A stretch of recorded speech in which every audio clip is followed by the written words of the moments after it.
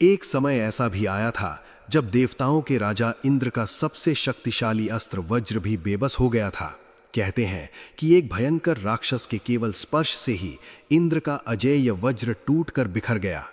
लेकिन उसी टूटे हुए वज्र से एक ऐसी उग्र देवी प्रकट हुई जिन्होंने पूरे संसार को संकट से बचा लिया। ये सिर्फ पौराणिक कथा नहीं है, बल्कि महाराष्ट्र में स्थित एक रहस्यमयी मंदिर आज भी इस घटना की याद दिलाता है, जहां देवी की स्वयंभू मूर्ति विराजमान मानी जाती है। कथा की शुरुआत महाराष्ट्र की उसी पवित्र भूमि से होती है जहां कलीकूट नाम का एक अत्यंत क्रूर राक्षस लोगों के लिए भय का कारण बन गया था। ब्रह्मा जी से वरदान प्राप्त करने के बाद उसकी शक्ति इतनी बढ़ गई कि उसने ऋषि मुनियों और निर्दोष लोगों पर अत्याचार करना शुरू कर दिया। हर तरफ उसका आतंक फैल चुका था। जब उसके अत्याचार असहनीय हो गए, तब देवताओं के राजा इंद्र स्वयं उसे रोकने के लिए आगे आए। उन्होंने अपने सबसे विनाशकारी अस्त्र वज्र से उस राक्षस पर प्रहार किया। लेकिन उस दिन एक ऐसा अनहोनी घटित हुआ जिसकी किसी ने कल्पना भी नहीं की थी। अपने वरदान के प्रभाव से कलीकूट ने इंद्र के अजेय वज्र को ही तोड़ दिया। इंद्र का वज्र टूटना देवताओं के लिए बहुत बड़ा संकट था।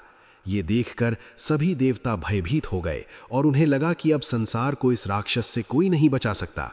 उसी समय देवताओं की पुकार सुनकर टूटे हुए वज्र से स्वयं आदिशक्ति प्रकट हुईं। उनके साथ माता रेणुका और माता कालिका भी थीं। तीनों दिव्य शक्तियों ने मिलकर उस दुष्ट राक्षस का पल भर में संहार कर दिया और उसे उसी भूमि के नीचे दबा दिया।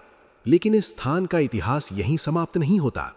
कई शताब्दियों बाद जब भारत पर पुर्तगालियों का आक्रमण हुआ, तब मराठा साम्राज्य के महान योद्धा चिमाजी अप्पा, जो पेशवा बाजीराव के छोटे भाई थे, युद्ध के लिए निकल रहे थे।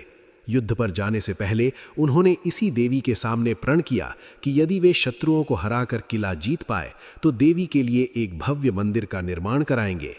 माता की कृपा से उन्होंने पुर्तगालियों को परास्त कर दिया और वसई का किला जीत लिया। अपनी प्रतिज्ञा निभाते हुए उन्होंने यहाँ एक भव्य मंदिर बनवाया जो देखने में किसी मजबूत किले जैसा प्रतीत होता है। आज महाराष्ट्र के पालघर और ठाणे की सीमा पर स्थित ये मंदिर पूरी दुनिया में श्री वज्रेश्वरी योगिनी देवी मंदिर के नाम से प्रसिद्ध है।